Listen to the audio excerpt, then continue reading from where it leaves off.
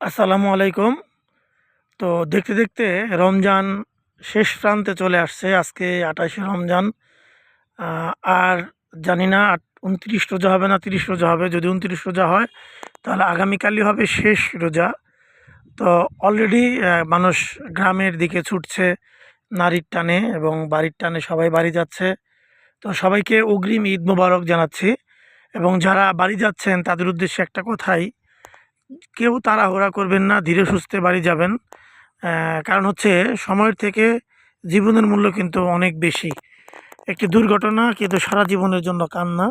এর জন্য যারা বাড়ি যাচ্ছেন ধীরে সুস্থে সাবধানে বাড়ি যাবেন। তো রমজান ভালো কাটলো। তো জানি না আগামী রমজান পর্যন্ত আল্লাহ পাক হায়াত রাখছে কিনা। তো রমজান বারবার ফিরে আসুক, ঈদ ফিরে আসুক, ঈদ সবার জীবনে আনন্দ বয়ে নিয়ে আসুক, সেই প্রত্যাশায় সবাইকে আবারও ঈদ মোবারক জানাচ্ছি। সবাই ভালো থাকবেন। আল্লাহ হাফেজ।